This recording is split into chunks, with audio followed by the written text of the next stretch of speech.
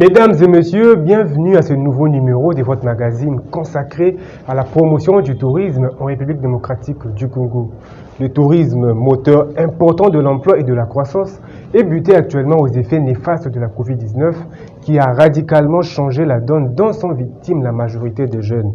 En République démocratique du Congo, les efforts politiques opportuns à grande échelle sont envisagés en vue d'atténuer son impact sur la vie de la population. Raison pour laquelle le samedi 3 juillet 2021, le ministre du Tourisme, Modero Ntimba, qui a un plan détaillé et structuré dans le cadre des relevés des activités du tourisme de notre pays, a visité l'aménagement du parc de la vallée de l'Antsélé et ses nouvelles installations, initiative de l'ancien président de la République Joseph Kabila Kabange, dont je vous prie de découvrir l'essentiel dans ces reportages de Daniela Iluta. Situé sur un espace de 2000 hectares, limité dans un périmètre de 54 km, le parc de la vallée de l'Antsélé a été visité le samedi 3 juillet 2021 par plusieurs personnalités, dont le ministre Modero Ntimba, sur invitation de Mme Olive Lembe Kabila. Sous la visite guidée de M. Gomer Pelgrims, directeur général du parc, les invités de l'ex-première dame ont d'abord visité le nouveau lodge VIP construit pour les touristes, comprenant un salon, une chambre et une salle de bain, plus une terrasse donnant une vue panoramique sur le parc. La tyrolienne dénommée Vol du Faucon était le deuxième endroit à être visité. Mesurant 24 mètres de hauteur, attachée à un câble de 2300 km et réglée à une vitesse de 140 km par heure. Cette structure métallique est, d'après M. Pelgrims, la plus grande d'Afrique centrale. Après la tyrolienne, le ministre du Tourisme et sa délégation ont découvert la plateforme Mondeke. Située dans les collines du parc, cet endroit abrite une plaine composée de 3 installations en forme d'avion qui vont servir de lieu de détente. Ils ont été transformés en loge-bar, night-club et restaurant. On y trouve aussi une terrasse VIP à ciel ouvert, donnant une vue globale sur tout le parc. La grande piscine olympique en plein travaux de finissage a été le point de chute de la visite. Elle mesure 60 mètres de longueur, 25 mètres de largeur et 4 mètres de profondeur avec une capacité maximale de 3900 mètres cubes. Une piscine respectant les normes internationales, en croit le directeur général du parc. Satisfait de la découverte de ces bijoux, le ministre du Tourisme n'a pas hésité de livrer ses impressions. On a toujours un regard politique de ces sites alors qu'il y a moyen de faire une différence entre les Kingakati résidences du président Joseph Kabila, le président honoraire, et le parc Vallée de l'Antsélé, qui est une unité touristique de la ville de Kinshasa et qui a un réseau de 3 parcs. Donc comme ministre du Tourisme, pour moi c'est une initiative à soutenir et à accompagner. Et nous allons revenir ici avec la coordination des Jeux de la francophonie pour voir par exemple ce qu'on a vu ici comme infrastructure, la piscine olympique. Elle est éligible dans le cadre des sports de natation et nous allons travailler ensemble avec les gestionnaires du site pour qu'on incorpore ces parcs comme site lors des événements de la francophonie. L'image de la RDC, certes, c'est ma responsabilité aujourd'hui, mais nous faisons face à ce qu'on appelle Congo bashing. Des gens qui communiquent que sur le négatif du Congo, alors qu'il y a beaucoup de choses à dire sur le Congo qui est positif. Donc je vous ai dit, ça déjà vous le verrez sur notre site. Nous avons abordé l'intégration de ces parcs dans le système de gestion de visas touristiques qui est facilité par la DGM via l'ICSN. Je donnerai des instructions au DG de l'ICSN de m'apporter plus des explications comme on les gère déjà au niveau de Kaous Biega et de Virunga. 20 000 hectares de conservation et de promotion touristique n'est pas quelque chose de petit. Je pense qu'ils sont éligibles. La rencontre s'est soldée par un buffet qui a mis autour d'une table les invités de l'épouse de l'ex-chef de l'État. Déterminé de booster ces secteurs relayés souvent au second plan dans le portefeuille de l'État, Le ministre Modéron Timba, qui tient à la valorisation des richesses humaines de notre pays grâce à la diversité culturelle et des beautés humaines que regorge notre sous-continent, la République démocratique du Congo, il a chargé son directeur de cabinet adjoint, Jésus Noël Shekiwa de Bénin, d'apprêter les termes des références avec le secrétaire général au tourisme, la directrice générale de l'Office national du tourisme et les professionnels concernés à l'organisation de travaux préparatoires du concours Miss RDC 2021 en vue d'une présentation auprès de partenaires de cet événement commémoratif du jubilé d'or de Miss Congo. Cette réunion préparatoire tenue le mardi 29 juin 2021 en présence du secrétaire général au tourisme qui a réuni les différents partenaires étatiques et privés, y compris les professionnels concernés, avait pour objectif principal d'échanger les informations en rapport au programme Miss RDC 2021 et de parcourir le document de travail dans le but d'assurer l'effectivité des propositions et recommandations présentées par toutes les composantes. D'entrée de jeu, Jésus Noël Shekiwa, orateur du jour, a pour sa part remercié l'assistance pour le travail abattu à la rédaction de ce programme. D'entrée des jeux, je voulais d'abord vous remercier tous pour vos contributions à l'élaboration de ces documents. Principalement le secrétariat général, l'Office national du tourisme, des experts que vous êtes. Ensemble, nous sommes parvenus à produire ces premiers drafts, ces premiers documents de travail. Merci pour vos contributions. Ces prestigieux événements prévoient un chronogramme des activités qui vont du 26 juillet au 24 décembre 2021, entre autres une tournée dans 5 provinces à fort potentiel touristique, comme le précise le directeur du cabinet adjoint du ministre. L'événement Miss RD Congo,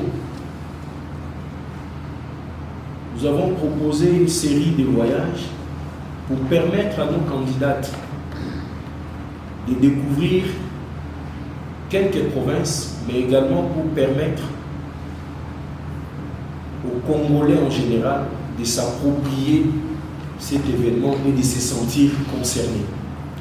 Parce qu'assez souvent, tous les grands événements se déroulent à Kinshasa, comme si les autres, dans des provinces, étaient des simples spectateurs. Nous voulons, à travers cet événement, renforcer la cohésion et l'unité nationale pour donner de la voix également à nos compatriotes vivant dans des provinces.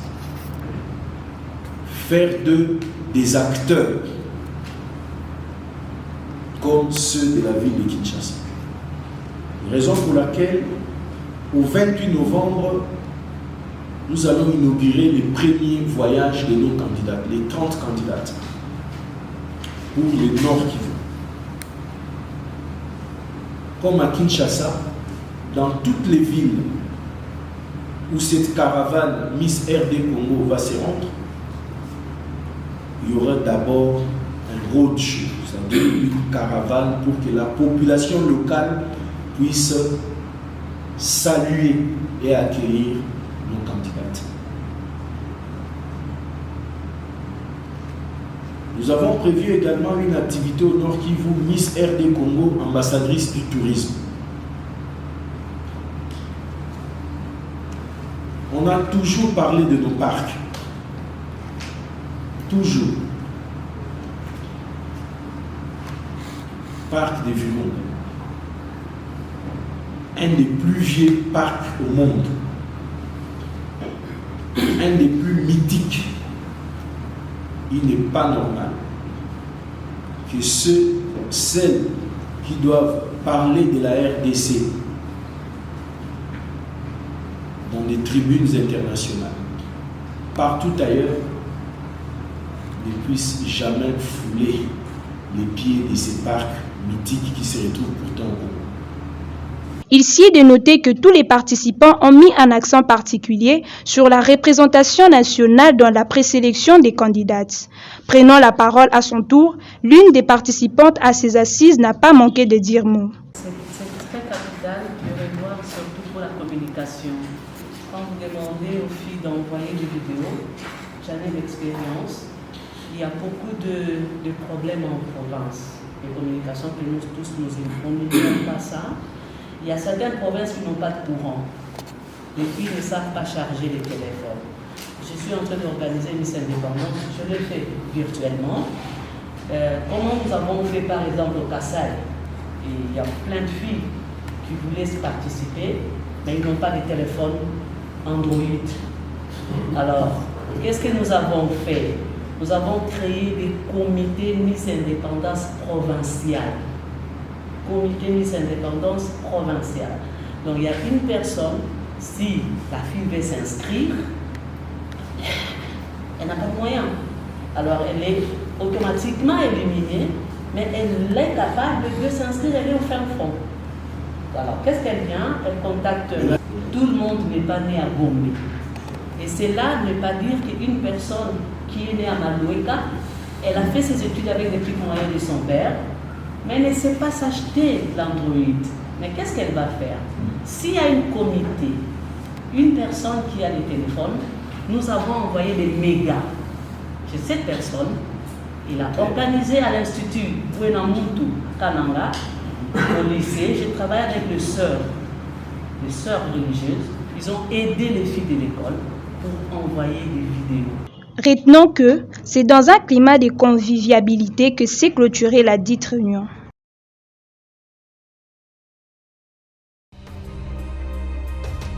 La pandémie liée au coronavirus a précipité l'économie du tourisme dans une crise sans précédent sous l'effet du choc brutal et immense qu'elle a provoqué pour ces secteurs.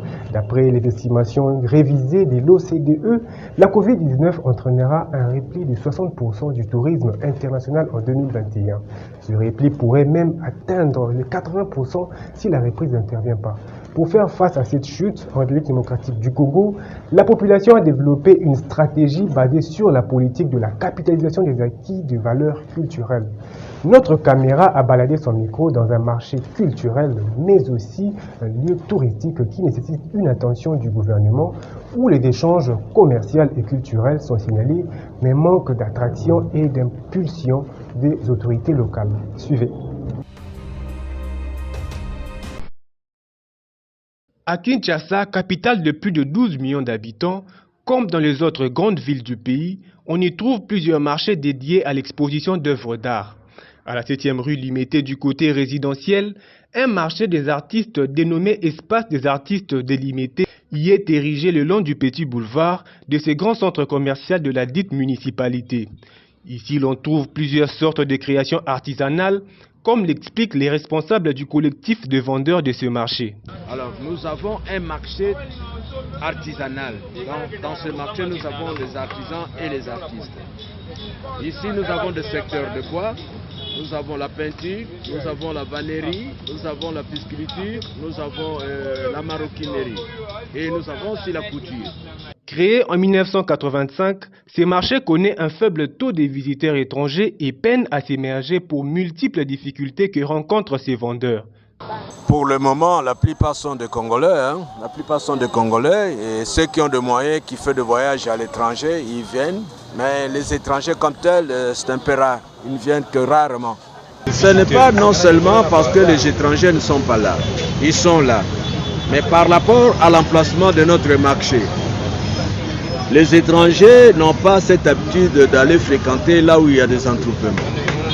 Et comme c'est mal organisé, le marché est en plein centre-ville. Alors souvent, les étrangers ont peur de passer ici pour faire les achats. Et de notre part, ce n'est pas nous, c'est la négligence de notre gouvernement. Normalement, il fallait organiser un marché touristique qui est bien organisé et il y a la sécurité. Là, à ce moment-là, on peut condamner s'il n'y a pas des étrangers. Mais les étrangers viennent ici au Congo chaque jour. Nous avons des étrangers. Mais ils n'ont pas l'habitude d'aller au marché touristique par rapport aux critères de sécurité. Nous n'avons pas de sécurité ici. Il y a des gens, il y a des fois, ils utilisent nos frères congolais. Zouambongo va acheter là-bas pour moi. Lui-même a peur de passer par ici. Pourquoi? Parce que le marché n'est pas organisé. Nous sommes là, nous travaillons, il y a des œuvres d'art, mais l'État ne s'occupe pas d'organiser ces œuvres d'art pour aller dans un marché touristique où on peut permettre à tout touriste d'entrer, acheter librement et avec beaucoup de sécurité. ça le problème. Les difficultés que nous en avons, c'est parce qu'il n'y a pas une présence de clients. S'il n'y a pas une présence de clients, c'est ça le premier difficulté. Par rapport à nos matériaux, on se débrouille comme d'habitude jusqu'à ce qu'on aura le moyen pour avoir le moyen de transport, parce qu'avec le transport, ça vient loin. Il y a de l'Équateur, il y a de Bandundu, il y a de plateaux de Bateke, il y a de Bas-Congo. Et les matériels nous arrivent ici difficilement. Ça, ce sont les critères de difficultés que nous en avons. Pour moi, ça, je le vois que c'est un peu à l'aisé de d'autre part. Mais la première difficulté, c'est d'avoir les clients. Et principalement les clients qui viennent surtout, beaucoup de gens, ce sont des étrangers qui s'intéressent beaucoup de notre art. Mais comme ils n'ont pas le moyen d'arriver ici par rapport aux critères de sécurité, voilà, nous demandons aux autorités s'ils peuvent songer à nous, les artisans de la ville, pour organiser le marché touristique, le centre touristique, les ateliers touristiques. Ce serait bon. La République démocratique du Congo demeure parmi les pays riches en culture et art en Afrique, à l'autorité compétente de mettre toutes les batteries en marche pour l'émergence de ce domaine qui fait partie de la vie qui reste jusque-là dans les oubliettes. Place à notre rubrique consacrée à la vulgarisation des principes qui régissent le fonctionnement des sites touristiques en République démocratique du Congo, dont je vous prie de découvrir. Arrêté ministériel numéro 006, bar CAB, bar mine, bar tourisme, bar 00, bar MWB, bar 2015 du 21 mai 2015 relatif à la réglementation des sites touristiques en République démocratique du Congo et complétant l'arrêté numéro 018, bar CAB, bar mine tourisme, bar 2005 du 30 mai 2005 portant réglementation des sites touristiques en République démocratique du Congo. Dans son article 1er, la législation congolaise définit les sites touristiques comme tout point géographique et ou tout paysage présentant une valeur à caractère naturel, historique, culturel, esthétique, scientifique et récréatif qui est exploité et réservé en tout ou en partie à des fins touristiques. Nous ne saurons clore ce magazine sans pour autant vous faire entrer dans les maisons des autorités du secteur du tourisme à travers cette tranche spéciale dénommée Yebisai. Je me présente, c'est M. Parfait, le chef d'agence Newbox Travel. Nous aimerions que les autorités nous aident à nous donner des accès faciles sur des milieux touristiques en tant que agences de voyage. Si les autorités, par exemple, vous prenez l'exemple de l'Ancélé, si les autorités mettaient les dispositions permettant aux agences de voyage d'accéder aussi facilement avec par exemple des touristes ou des citoyens congolais à travers les agences de voyage, ça serait une bonne chose. Parce qu'aujourd'hui, individuellement, si vous allez par exemple à l'Ancélé, ça a un coût un peu supérieur. Si on facilitait les agences de voyage avec un coût moindre d'accéder à des sites touristiques, ça nous aidera à faire visiter beaucoup des expatriés, mais aussi les Congolais. Parce que là, nous avons l'idée de faire des descentes sur des sites touristiques comme agence de voyage, mais aussi loger aussi les gens dans des hôtels. Mais nous sommes des fois limités vu les moyens. Comme nous ici, nous avons un véhicule. Mais des fois, pour engager toutes ces démarches-là, ça nous coûte. Parce qu'il faut d'abord sensibiliser les gens. Il faut fixer un montant que tout le monde sera capable de payer pour accéder dans un site ou un autre site touristique. Et ça nous bloque. Fin de ce magazine consacré à la promotion du tourisme qui a connu le concours rédactionnel de Daniela Ilota, Prince Tichik, sans oublier la collaboration de la cellule de communication du ministère du Tourisme, le tout coordonné par Tite Lyongi et Concorde. Au revoir.